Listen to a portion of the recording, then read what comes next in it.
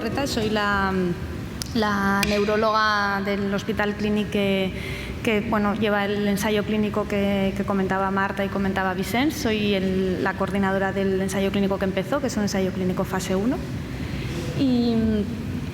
Y empezamos con todo el papeleo y tal, más o menos a mediados de 2015, y empezamos con los pacientes en septiembre de ese año. Y bueno, ahora ya estamos acabando y por eso venir aquí para hablar un poquito de los resultados iniciales. Haré un mini repaso del sistema inmune y de la enfermedad.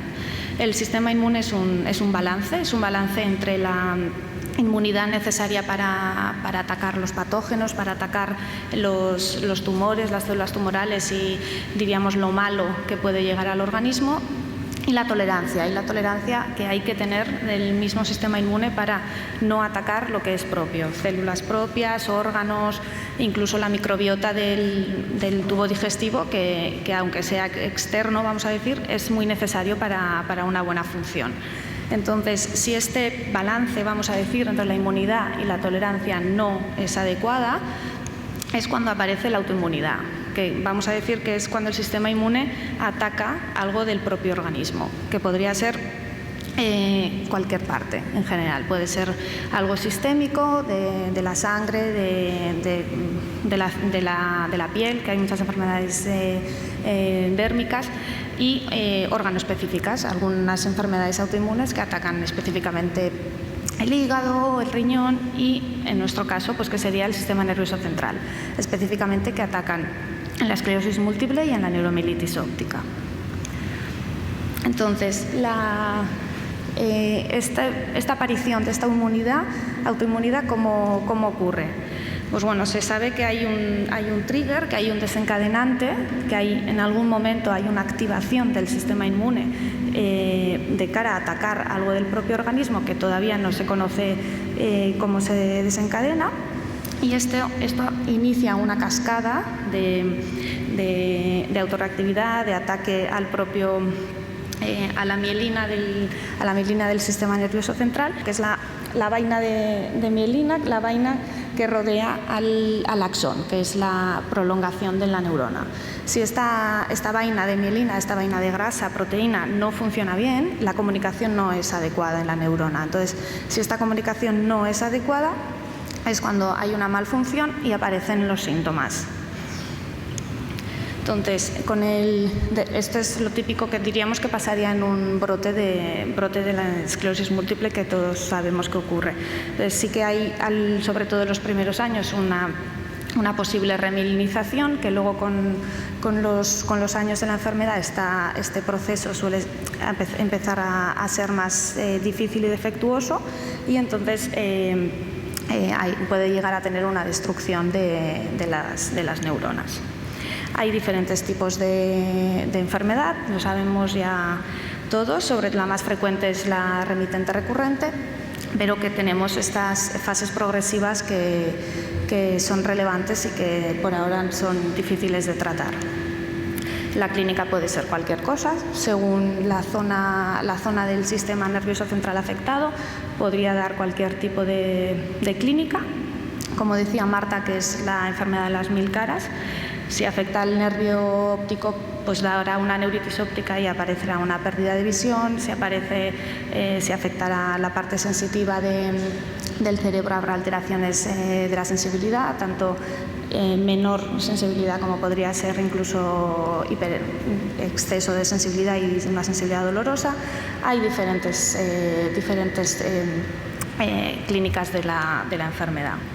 Y como en este proyecto, como decimos, son dos enfermedades los que nos planteamos, no solo tenemos pacientes de esclerosis múltiple, sino que también tenemos pacientes con neuromielitis óptica.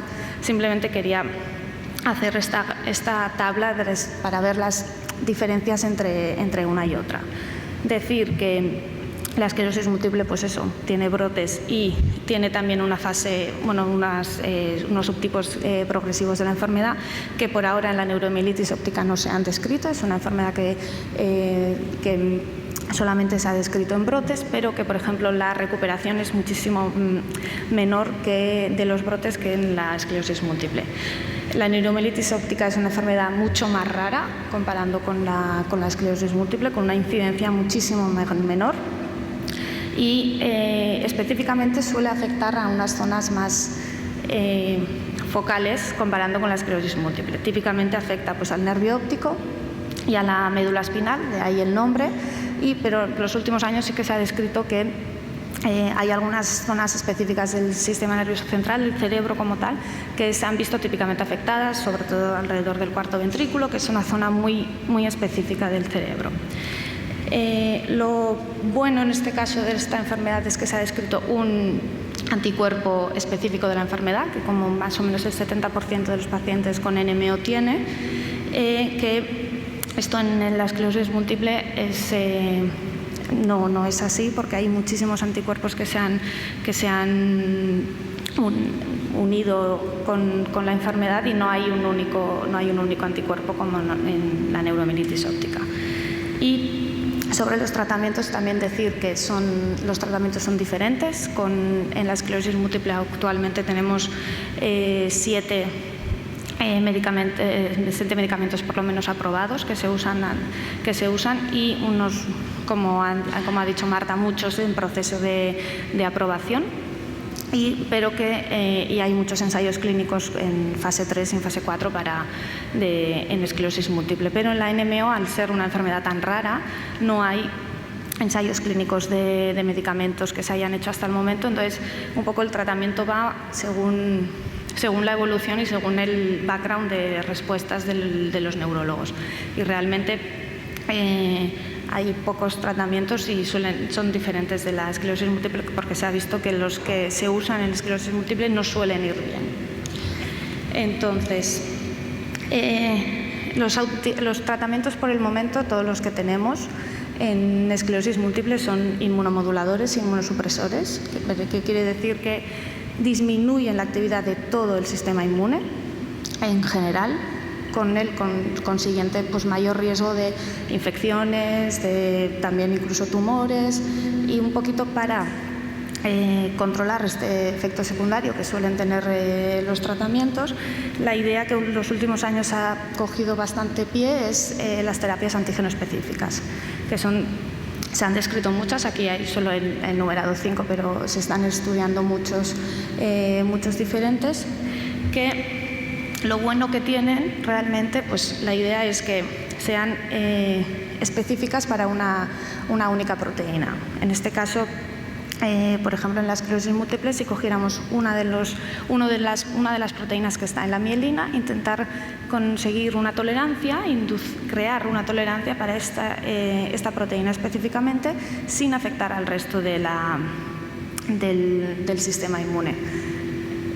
La enfermedad ideal en este caso sería la NMO, como decíamos, porque se ha descrito un único anticuerpo, cosa que en la esclerosis múltiple no, pero hay muchas posibilidades con ambas.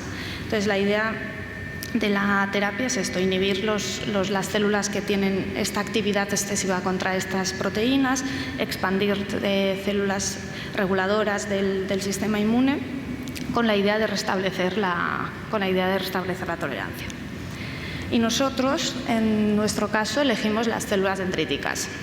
¿Y por qué decidimos usar células dendríticas? Porque son células que se llaman células presentadoras de antígenos, son células que controlan la actividad del resto del sistema inmune, y entonces pensamos que sería una buena opción intentar inducir esta tolerancia para estas proteínas en las células dendríticas y que lo expanderían al resto del sistema inmune, porque son células que cogen el antígeno, lo maduran, lo preparan y lo enseñan al resto, sobre todo los linfocitos T y los linfocitos B, que son los que realmente atacan, vamos a decir, la vaina de mielina.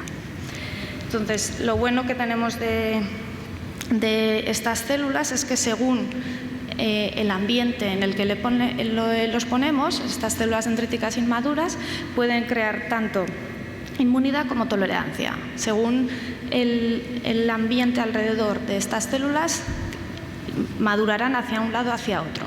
Entonces, en nuestro caso, lo que hicimos es madurarlas, vamos a decir, en un ambiente tolerogénico, con dexametasona que usamos nosotros, con la idea de que estas células, en vez de hiperactivar el sistema inmune y que induzcan destrucción, que tolericen, que capten que esta proteína es buena y que hagan que el resto de células del sistema inmune también entiendan que esta proteína es buena y que no hay que atacarla. Entonces, este es el proceso que hacemos con los pacientes.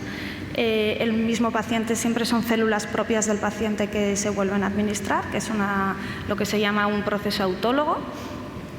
Así evitamos los posibles efectos secundarios de tener que poner células de otro paciente al nuestro. Entonces, hacemos una leucoaféresis, que es algo parecido a una diálisis en el hospital. Extraemos células del sistema inmune y aislamos los monocitos. Aquí a la izquierda. Ya desde hace muchos años está descrito un procedimiento en el laboratorio para, desde monocitos, crear células dendríticas. Creamos células dendríticas inmaduras y las maduramos en un ambiente tolerogénico. Entonces, una vez que las células dendríticas que tenemos en el laboratorio ya son tolerogénicas, que ya sabemos que inducen tolerancia, añadimos nuestras proteínas que ya tenemos descritas de la esclerosis múltiple y de la neuromielitis óptica y hacemos una terapia que es antígeno específica, una terapia específica para estas proteínas que hemos puesto en el laboratorio, y se vuelve a administrar al paciente de manera endovenosa. Entonces, este es un ensayo fase clínico, que es en pacientes, que han sido 12 pacientes en total, 8 pacientes con esclerosis múltiple y 4 pacientes con neuromielitis óptica. Es lo que se llama un first in human, que es la primera vez que se ha usado esta terapia en pacientes. Hay que comentar que sí que las células dendríticas se habían usado muchas veces previamente, desde hace años, y se habían visto seguras, pero este añadido de las proteínas de la mielina no se había hecho nunca, por eso se considera una nueva terapia y se considera un first in human. Las proteínas que usamos son estas 7. 6 diríamos específicas de la esclerosis múltiple, 6 que se han asociado con la enfermedad, y la caporina 4, que es la específica de la neuromielitis óptica.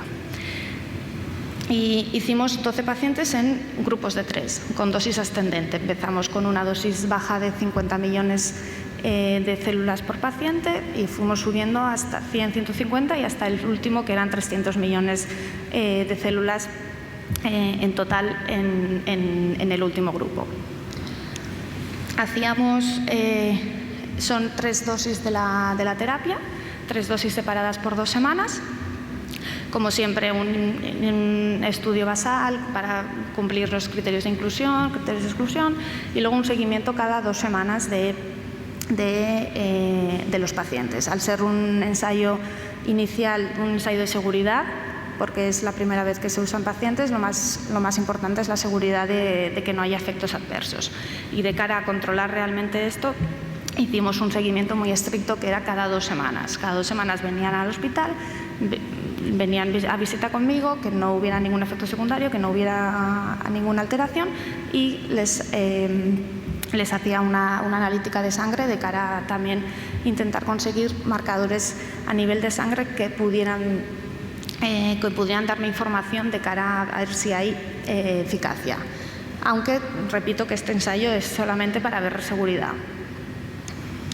Entonces, estos son los pacientes que se incluyeron, los 12 que ya están incluidos. El último ahora está en el proceso de seguimiento, estamos a medias, de hecho en la semana 6. Y comentar que la mayoría en pacientes de esclerosis múltiple son fases progresivas de la enfermedad, porque sí que comentamos que los pacientes con esclerosis múltiple estuvieran sin tratamiento entre los criterios de inclusión. Entonces, la mayoría de los pacientes que están sin tratamiento en la esclerosis múltiple son fases progresivas. Y los pacientes de NMO sí que podían estar en tratamiento habitual suyo, la mayoría estaban con rituximab, porque se considera una enfermedad grave con que los brotes se recuperan bastante peor que en la esclerosis múltiple, no se asumió el riesgo de tenerlos sin tratamiento y solamente con la terapia en estudio. Sobre los resultados, os lo pondré de cara al EDSS, que es la escala de discapacidad que usamos. Todos, como veis, están alrededor del 6, que es más o menos que todos usaban una muleta para caminar, y que, como veis, no hay cambios relevantes entre el EDSS basal y la EDSS de la semana 12. Nos falta uno, que es el último, que os digo que nos faltan 1 mes y medio de seguimiento para tener la semana 12. Todos en general están igual. Y de efectos secundarios, no hay ninguna relevante relacionada con la terapia en estudio.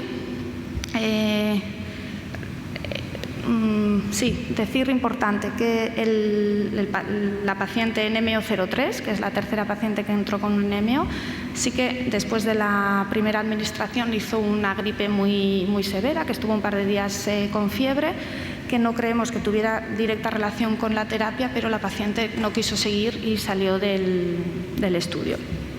El resto siguieron, no hubo ninguna cosa relevante relacionada con la terapia. Sí que una paciente pues, se cayó, tuvo un traumatismo craneal, tuvo unas complicaciones relacionadas, pero directamente relacionadas con la terapia creemos que no ha habido nada.